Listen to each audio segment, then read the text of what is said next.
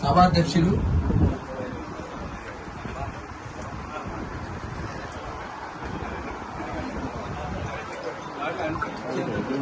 తప్పేలేదు, అందరు మాట్లాడింది నేను మాట్లాడేది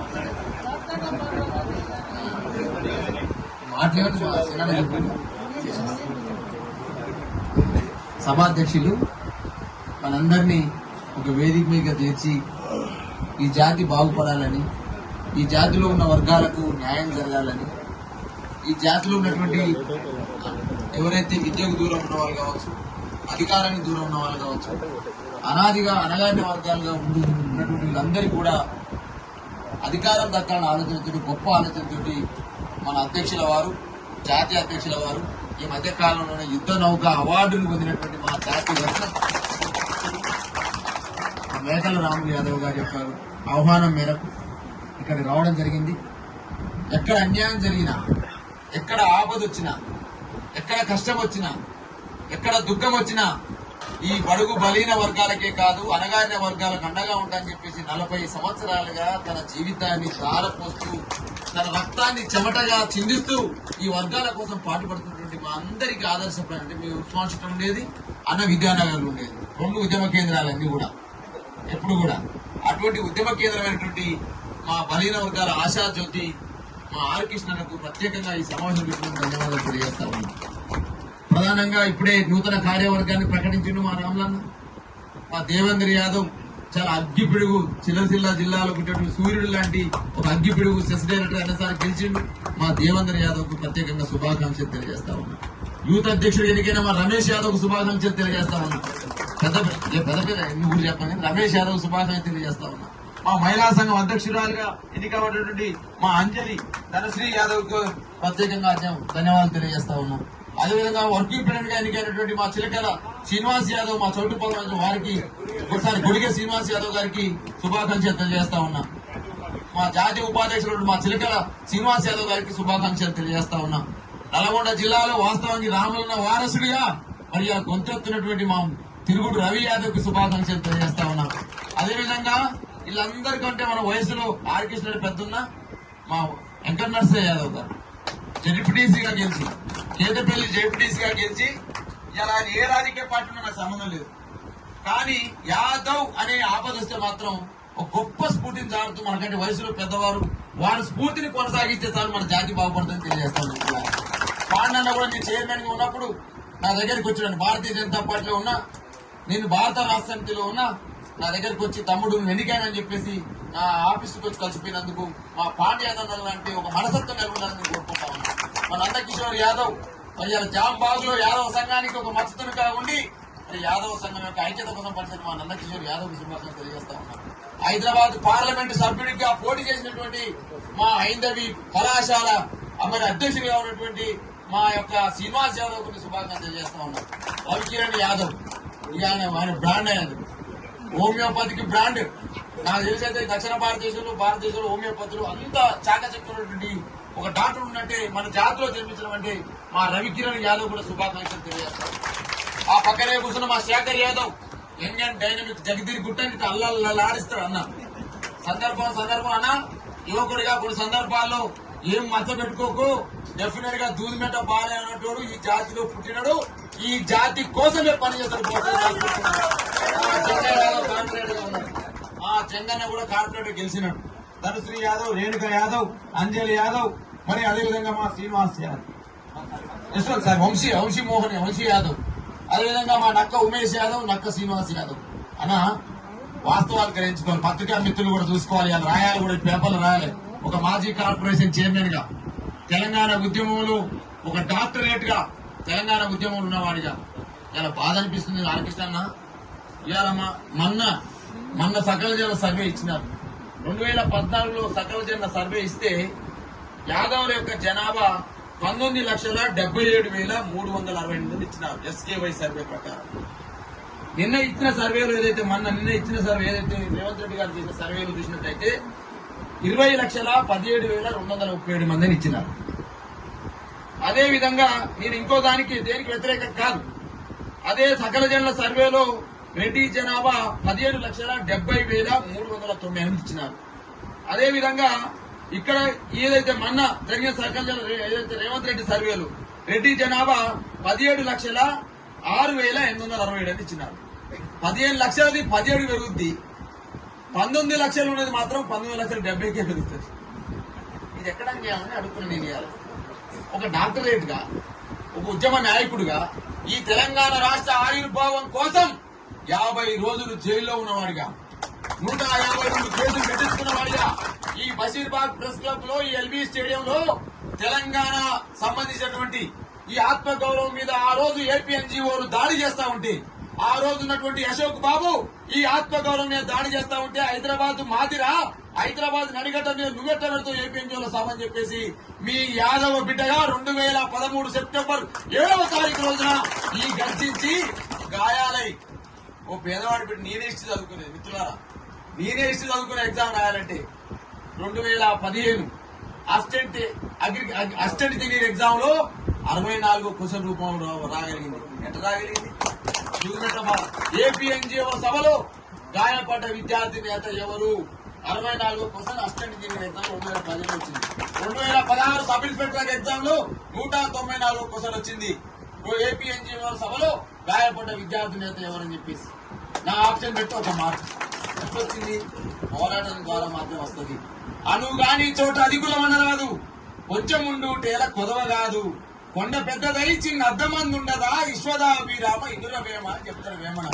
అనుగాని చోట అధికులం అనరాదు, కొంచెం ఉండు టేల కొదవ కాదు, కొండ పెద్దదై చిన్న అర్ధమందు కనపడదా, విశ్వదాభిరామ ఇందుల వేమ అన్నాడు. అంటే కొండ పెద్దగా ఉంటది. ఆర్కెస్ట్రా చూస్తే కొండ లెక్కన ఉంటాడు, కానీ ఎంత సింపుల్ సిటీ ఉంటాడు. గట్లా ఉండడం నేర్చుకోవాలి. మా ఇంటర్నేషనల్ లెక్క ఉండడం నేర్చుకోవాలి. ఏదో జ్ఞానం ఉంటది, ఆ జ్ఞానాన్ని మొత్తం కూడా ఏదో మొత్తం హడావుడి చేయాల్సిన అవసరం లేదు, తింగర బగిరి చేయాల్సిన అవసరం లేదు, ఆగమాగం చేయాల్సిన అవసరం లేదు. అర్థం చేసుకోవాలి, అర్థం చూసుకొని అనివెరగాలి. అనివరిగిన చోట, గాయం వెలిగిన చోట ఎక్కడ కీలించి వాత పెట్టమంటారు చూసినావా? మా గుల్లకున్నలకు బాగా కీలించి వాత పెట్టనేది అట్లా వాత పెట్టాల్సిన అవసరం ఉంది. గట్ల వాత పెడితే ఎప్పుడు దిగో గది వస్తారు. నేను 43 years. మరి నేను మా అమ్మనాలు రాజకీయ నాయకులు ఏం కాదు, మా అమ్మనాలు వ్యాపారవేత్తలు ఏం కాదు, మా అమ్మనాలు పెద్ద ఎత్తున పెద్ద చదువుకున్న వాళ్ళు కూడా కాదు. మరి ఉస్మాన్ సిటీలో చదువుకొని ఉద్యమం వైపు మళ్ళీ ఆ ఉద్యమాన్ని పవర్ వైపు మళ్లించాలి. అందుకని అంటారు కదా, ఈ సమెత్తు బంగారం కంటే మా సమెత్తు అధికారం ఇంపార్టెంట్ అని మాట్లాడుతుంది. మనం బంగారం కంటే గురిగించంత అధికారం ఇంపార్టెంట్ అంటున్నాను నేను ఇవాళ. ఎందుకు అధికారం? Power is the political key, power is the political key, that keys are open all locks అని చెప్పేసి డాక్టర్ బాబాసాహెబ్ అంబేద్కర్ చెప్తాడు. విద్య లేక వివేకం లేదు, వివేకం లేక జ్ఞానం లేదు, జ్ఞానం లేక సంపద లేదు, సంపద లేక అధికారం లేదు, అధికారం లేకపోవడం ఎనగానే ఎవరు కాదు, వెనకబడిపోదని చెప్పేసి డాక్టర్ మహాత్మా జ్యోతిరావు పూలే చెప్తాడు. ఒకవైపు పొలిటికల్ కీ అని చెప్పేసి బాబాసాహెబ్ చెప్తాడు, ఒకవైపు మహాత్మా జ్యోతిరావు పూలే విద్య లేక వెనకబడిపోతుందని చెప్తారు. సావిత్రిబాయి పూలే మన కోసం పాఠశాల పెడుతుంది. కానీ 1952 నుంచి అంటున్నాం కదా, మన ఎమ్మెల్యే ఇప్పటికీ మంది చెప్పాడు మా అన్న ఇక్కడ ఉన్న వాళ్ళందరికీ. 1952 నుంచి 2023 వరకు యాదవ ఎమ్మెల్యేల సంఖ్య 29 మాత్రమే. 29. 1952 నుంచి 2023 వరకు ఈ రాష్ట్రంలో యాదవ ఎమ్మెల్యేల సంఖ్య 29 మాత్రమే. 2023లో 5% జనాభా ఉన్న ఈ 17 లక్షల జనాభా ఉన్న ఎమ్మెల్యేల సంఖ్య 43. ఒక్క శాసనసభలోనే 43 మంది వాళ్ళుంటే 52 నుంచి ఇప్పటిదాకా 29 మాత్రమే. అలా 2-3 సార్లు అయిన వాళ్ళు సంవత్సరం శ్రీనివాస యాదవ్ లెక్క, మా ఎన్నో రామకృష్ణుడు లెక్క, వారసాల లెక్క 2 సార్లు 3 సార్లు అయిన ఉన్నారు. అర్థం చేసుకోని ఎంత దగ్గరగా ఉన్నాం అంటే, ఏ జాతి అయితే అధికారానికి దూరంగా ఉంటుందో ఆ జాతి అంతరించిపోదని చెప్తారు మహానుభావులు. ఏ జాతి అయితే అధికారానికి దూరంగా ఉంటుందో ఆ జాతి అంతరించిపోదని చెప్పి. అంటే ఎగ్జాంపుల్ చెప్పనా? మన పాపం పూసలను గుర్తుపడతాం, పూసలు ఎరుకుంటూ పూసలు ఉంటారు, పూసలను గుర్తుపడతాం. ఎందుకు నిలబడ్డారు? అధికారానికి దూరం ఉంది ఆ జాతి. అధికారానికి దగ్గర ఉంటే నీ జాతి ఏంటి, నీ జాతిలో ఏం కావాలి, నీ జాతికి ఏం వచ్చేది అంటారు. మరి 1952 నుంచి ఇప్పటి వరకు యాదవ్ లేని క్యాబినెట్ ఉందా అన్న? నేను అడుగుతున్నాను. నేను యాదవ్ లేని క్యాబినెట్ ఇవాళ 16 నెలలు అవుతుంది. 16 నెలలు అవుతుంది. యాదవ్ లేని క్యాబినెట్ ఉంది. ఏ రాజకీయ పార్టీని మనం మోయాల్సిన అవసరం లేదు. ఏ రాజకీయ పార్టీని విమర్శించాల్సిన అవసరం లేదు. ఈ వేదిక ద్వారా ఈ ప్రభుత్వాన్ని, ఈ ముఖ్యమంత్రి రేవంత్ రెడ్డి గారిని నేను విజ్ఞప్తి చేస్తాను. Not demand, only I request you Revanth Reddy garu, please take Yadav community leader to cabinet in your ministry. ఖచ్చితంగా తీసుకోవాలంటున్నా నేను ఇవాళ. మీరు తీసుకోవాలి, యాదవ్ మంత్రివర్గంలో తీసుకోవాలి. ఎందుకంటే మా ఉద్యోగ సమాజం అడుగుతుందన్నా, ఎక్కడన్నా చిన్న ట్రాన్స్ఫర్ కావాలంటే ఎవరు పోయి అడగాలన్నా నేను అన్నా, చిన్న ట్రాన్స్ఫర్ కావాలంటే గోపాలకృష్ణ యాదవ్ నన్ను వహిల్ యాదవ్ సంఘం ఉద్యోగ సంఘం అధ్యక్షుడు, ఆయన పెద్ద లీడర్. ఏదైనా చిన్న ట్రాన్స్ఫర్ కావాలంటే ఏమైనా బాధ వస్తే ఎవరు పోయి అడగాలన్నా? ఆయన కాంగ్రెస్ ఉండని, బీజేపీ ఉండని, బీఆర్ఎస్ ఉండని, కనీసం పోయి ఒక బాధ మొరపెట్టుకోవాలంటే ఎవరు చెప్పాలన్నా? ఎవరు చెప్పాలి? చెప్తారు. ఒకవేళ పోతే మా కృష్ణను పట్టుకొని, మా రాములను పట్టుకొని పోతారు, లేకపోతే మా దేవేంద్రను పట్టుకొని పోతారు కాంగ్రెస్ పార్టీ, లేకపోతే ఆఖరికి మా సిస్టర్ కూడా కాంగ్రెస్ పార్టీ ఈయన పట్టుకొని పోతారు. మినిస్టర్ ఉన్నాడు. ఆ గొలుపు ఆ ద్వారా తిరుగుతాయి. ఈ మధ్యకాలంలో కొంత స్టోరీ వచ్చింది. గతంలో లెక్క లేరు యాదవ్లు అనుకుంటారేమో మీరు. ఇవాళ ఈనాడు కూడా గతంలో లెక్క లేరు. ఏ రాజకీయ పార్టీ ఉన్నా కూడా సోయికి వచ్చిన యాదవ జాతి, సోయికి వచ్చింది యాదవ జాతి బిడ్డ. ఖచ్చితంగా ఈ రాష్ట్ర ప్రభుత్వం చెప్తున్నా, ఈ వేదిక ద్వారా చెప్తా ఉన్నా, రేపు మంత్రులు ఇస్తారు కదా, డెఫినెట్ గా యాదవ్ ని క్యాబినెట్ తీసుకోవాలని చెప్పి రాష్ట్ర ఏదైతే యాదవ్ కుల పోరాట సమితి సమావేశం ఉందో ఏకగ్రీవ తీర్మానం చేస్తుందని చెప్పేసి మేము ప్రభుత్వం చెప్తా ఉన్నాం. ప్రభుత్వానికి విజ్ఞప్తి చేస్తా ఉన్నాం. ఎందుకంటే ప్రజలకు యొక్క అవసరాలు, ఎందుకంటే 20 లక్షలు 25 లక్షల జనాభా మీరు చెప్పిన లెక్క ప్రకారం గొల్ల కుటుంబాల యొక్క జనాభా ఈ రాష్ట్రంలో 26 లక్షలు 6 లక్షలు 5,70,000 కుటుంబాలు అన్నారు. అది మీరు అదే వాళ్ళు చెప్పినాక చెప్తాను నేనేదో మనం గొప్ప చెప్పి 50 లక్షలు 100 లక్షలు మనం చెప్పిన బాగుండదు. పోరాడికి మేము ఇస్తే మాజీ ముఖ్యమంత్రి దగ్గర పోయి ఒకటే లెక్కలు చెప్తే ఈ రాష్ట్ర జనాభాకు 3 రెట్లు ఎక్కువ వచ్చింది నాకు పుస్తకాన్ని. వాళ్ళు చెప్పిన లెక్క చెప్తాను నేను. ఓకే, మనం చేద్దాం 35 శాతం వాళ్ళు చెప్పిన లెక్కలే. వీళ్ళు చెప్పిన లెక్క ప్రకారమే మనం 26 లక్షలు 20 లక్షలు మనం మిగతాదులు యాదవులు సమానమైనటువంటి స్థాయిలో ఉన్నారు గొల్ల కుటుంబాలు కలిస్తే. మరి ఇంత చెప్ప జనాభాకు ఉండొద్దానే మంత్రి పదవి పోనీ. కార్పొరేషన్ చైర్మన్లు అన్న 37 మంది కార్పొరేషన్ చైర్మన్ ఇస్తున్నారు. మరి ఇటువంటి వాళ్ళు మెడికల్ లాంటి వాళ్ళు మా ఉస్మాన్ సిటీలో చరణ్ కౌశిక్ యాదవ్ లాంటి వాళ్ళు, లోకేష్ యాదవ్ లాంటి వాళ్ళు కాంగ్రెస్ పార్టీలో పనిచేస్తా ఉన్నారు. వాళ్ళని తీసుకోవద్దా చైర్మన్ గా? ఎందుకు తీసుకోకూడదు? వాళ్ళకి ఎందుకు చైర్మన్ ఇవ్వకూడదు? మాకు ఇచ్చారు కదా మా పార్టీలో. నేను డిప్యూటీ క్యాబినెట్ హోదాలో నేను పనిచేసిన కదా. మంత్రివర్గంలో స్థానం లేకపోయి, కార్పొరేషన్ లో చైర్మన్ లేక 37 కార్పొరేషన్ ఇస్తే కార్పొరేషన్ చైర్మన్ లేకపోయి, ప్రభుత్వ సలహాదారు 13-14 ఇస్తే యాదవ్ స్థానం లేకపోయి. ఏమనుకుంటున్నారు? ఇడ్డి జాతి అనుకుంటున్నారా? గుడ్డి జాతి అనుకుంటున్నారా? ఏం అనుకుంటున్నారా? నమ్మకం ఏమనుకుంటురా? అయ్యా, నమ్మకం అనేది మా దగ్గర ఉన్నది. నమ్మకం కాక ఒకవేళ కిరికిరి చేస్తే దుడ్డు కర్ర పెట్టి కింద పడేసి కూడా మా దగ్గర ఉందని చెప్పి పత్రికా మిత్రులు దీన్ని రాయాల్సిన అవసరం ఉంది. ఇలా యూనిట్లు 2 లక్షల యూనిట్లు అన్నారు, ఇవ్వాల్సిన అవసరం ఉంది కదా. ఏ ఐక్య పట్టణ సమాజం మా వాళ్ళకే లాభం జరుగుతుందా? నానుడు ఉంది కదా, గొర్రె పరిస్తే గొల్ల వాళ్ళకు బలం అని చెప్పేసి. మాకే కదా మా దాంట్లో మంత్రి ఉంటే, మా దాంట్లో కార్పొరేషన్ చైర్మన్ ఉంటే, మా దాంట్లో ఒక ప్రభుత్వ సలహాలు ఉంటే మాకే న్యాయం జరుగుతుంది కదా. దేశవ్యాప్తంగా అనేక మంది ఈ దేశంలో చెప్తా ఉన్నా, ఏ కులం కూడా ఇంతమంది ముఖ్యమంత్రి అందించలే. చెప్పండి మీరు దమ్ముడి ధైర్యం ఉంటే. ఏ కులం కూడా ఇంతమంది ముఖ్యమంత్రి అందించాలి ఈ దేశంలో. ఢిల్లీ ముఖ్యమంత్రి మనోడైండు, హర్యానా ముఖ్యమంత్రి మనోడైండు, మధ్యప్రదేశ్ ముఖ్యమంత్రి మనోడైండు, ఇవాళ కూడా ఆరు మధ్యప్రదేశ్ ముఖ్యమంత్రి మనోడే ఉన్నాడు. మరి ఇలా రాజస్థాన్ ముఖ్యమంత్రి అయినాం, మరి ఇలా యూపీ ముఖ్యమంత్రి అయినాం, బీహార్ ముఖ్యమంత్రి అయినాం, ఇలా కర్ణాటక ముఖ్యమంత్రి ఉన్నాం. ఎక్కడ ఇంతమంది ముఖ్యమంత్రులు ఈ దేశానికి అందించిన ఈ కులము దేయి దేయి దేయి అంటూ ఈ రాష్ట్రంలో అడుక్కునేందుకు నాకు అర్థం కావట్లేదు. ఇది అర్థం కావట్లేదు. బిడ్డ, మేము కూడా కర్రు కాల్చగలుగుతాం, కర్రతో వాత పెట్టగలుగుతాం అనేది ఉన్నప్పుడు మాత్రమే ప్రభుత్వాలు భయపడతాయి. ఆర్కిచన్ బాగా తెలుసు, ఎట్లా వాత పెట్టాలి, ఎట్లా మాట్లాడాలి, ఏం చేయాలి అన్ని తెలుసు ఆయనకు. ఆయనకి తిప్పితే అంత ఈజీ మనిషి కాదాయన. అందుకని ఈ పథకంలో ఇంతకుముందు గడ్డం సింగ్ చెప్పి వస్తే నేను కూడా అదే మాట ముద్దు కట్టిస్తా. వాస్తవం అన్ని ఏమంటాం మనం, నాకు రాజ్యసభ కావాలి, నాకు ఎమ్మెల్సీ కావాలి, నాకు ఎమ్మెల్యే కావాలని మనం అడుగుతున్నాం. కొంచెం కృష్ణాన్న మాత్రం తలబడుతుంది. జాతీయ పార్టీ ఆయన నడుతుంది, ప్రాంతీయ పార్టీ ఆయన నడుతుంది, ఇంకో ప్రాంతీయ పార్టీ ముఖ్యమంత్రి ప్రకటిస్తుంది. అది ఈజీగా రాదు అనుకుంటారు. అంత ఈజీగా కృష్ణాన్న ఏంటి దాని వెనకాల ఏముందంటే త్యాగం ఉన్నది. ఎక్కడైతే త్యాగం ఉంటుందో అక్కడ అవకాశం దొరుకుతుంది. దూమెట పాలన ఊగనే దొరికింది అనుకుంటారు. అవకాశం ఊగనే దొరకదు. ఎక్కడ 50 రోజులు జైలు జీతం అయింది, నేను చదివే డాక్టరేట్ అయింది, నా మీద ఉన్న కేసు 150 ఉండింది, ఆందోళన సభలో సచ్చుడైంది. ఇది త్యాగం. ఎప్పుడైనా గుర్తుపెట్టుకోండి, ఒక త్యాగం, ఒక రైతు త్యాగం చేస్తే పంట వంతది. ఒక కులంలో నాయకుడు త్యాగం చేస్తే ఆ జాతి బాగుపడుతుంది. ఇలా రాములన్న గదే పని చేస్తా ఉన్నాడు. బలహీన వర్గాల కోసం మా కృష్ణ గదే పని చేసింది కాబట్టి త్యాగంతో ఫలితం వస్తుంది. ఎప్పుడైనా త్యాగం అంటే ఏంది? రైతు నిరంతరం ఏం చేస్తా ఉంటాడు? ఓ సినిమాకు ఓడు, ఓ షికారుకు ఓడు, ఓ పెళ్లికి ఓడు, ఓ పేరంటానికి ఓడు, నిత్యం ఆ పంట మీదనే త్యాగం చేస్తాడు లైఫ్ అంతా. అక్కడ ఏమైంది?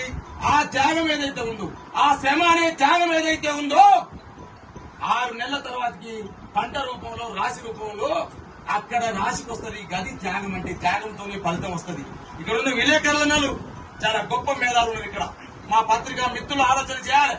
ఎందుకు ఒక్కరూ రాస్తలేదు? ఎందుకు యాదవులు ఎందుకు ఇంత పెద్ద జనాభా? నేను టీవీ నెలలో ఒక జాతి గురించి పెద్ద ఒక వ్యాసం రాసి మా హనుమంతరావు ఇంట్లో కూర్చున్న మీటింగ్ గురించి, హనుమంతరావు గారి ఇంట్లో కూర్చున్న మీటింగ్ గురించి, మున్నూరు కాపుల యొక్క జనాభా తగ్గించారని చెప్పేసి కొంతమంది కొన్ని రెగ్యులర్ చెప్పేసి అని చేసి ఒక ఆర్టికల్ వచ్చేసి టీవీ 9లో. మరి ఇలా యాదవులకు ఇంత పెద్ద జనాభా ఉన్నారు, మనం ఇంతమంది నాయకులు తయారు చేసిన ఉంటున్నాం. శ్రీకృష్ణుడు మన దాంట్లో పుట్టే మీరు తిరుపతి మనమే కట్టిస్తుంది, అనంత పద్మనాభ శంకరులు మనమే కట్టిస్తుంది, ఈ దేశంలో అనేక మంది ముఖ్యమంత్రులు మనమే తయారు చేస్తుంది, ఈ రాష్ట్రంలో గొప్ప జాతి మనదే అంటుంటివి, నమ్మకమైన మన జాతి మనదే అంటుంటివి, వీరులు గల జాతి మనదే అంటుంటివి, సూర్యుడు గల జాతి మనదే అంటుంటివి, హైదరాబాద్ సదరు మనమే చేస్తున్నామని అంటివి, ఈ దేశంలో ఉన్న పాలన్నిటికి మనమే ఇప్పటంటుంటివి. మరి ఎందుకు మనం మంత్రివర్గంలో లేము? ఎందుకు మన వాళ్ళు ఎమ్మెల్సీగా లేరు? మనం ఒక అనిల్ కుమార్ యాదవ్ కు కాంగ్రెస్ పార్టీ నుంచి అనిల్ కుమార్ యాదవ్ కు రాజ్యసభ ఇచ్చిన లింగయ్య యాదవ్ ప్లేస్ లో సంతోషం, దాన్ని మనం వెల్కమ్ చేయాల్సింది. అదే క్రమంలో కూడా డెఫినెట్ గా రాష్ట్రంలో మంత్రివర్గంలో తీసుకోవాల్సిన అవసరం ఈ రేవంత్ రెడ్డి ముఖ్యమంత్రి క్యాబినెట్ ఉందని చెప్పేసి కూడా ఈ వేదిక ద్వారా తెలియజేస్తూ, అలా మీరు మంచి తీర్మానాలు పెట్టినారు. నేను కూడా గతంలో కార్పొరేషన్ చైర్మన్ గా చేసిన 4,25,000 యూనిట్లు వంచిన నా బడ్జెట్ 5,000 కోట్లు నా బడ్జెట్ ఉండే. మరి దాన్ని కూడా ఫెడరేషన్ కూడా మీరు ఏదైతే తీర్మానం పెట్టిరో ఫెడరేషన్ ఏర్పాటు చేయాలి. ఆ ఫెడరేషన్ తో పాటుగా డైరెక్టర్ కూడా ఏర్పాటు చేయాలని డిమాండ్ చేస్తా ఉన్నాం. అదేవిధంగా యాదవ్లకు సంబంధించి కార్పొరేషన్ అయితే యాదవ్ కుర్మ కార్పొరేషన్ అన్నారు, ఆ కార్పొరేషన్ కూడా ఏర్పాటు చేయాలని తీర్మానాన్ని దూదిమెట్ల బాలయ్య యాదవ్ గా నేను కూడా ఏకీభవిస్తా ఉన్నా.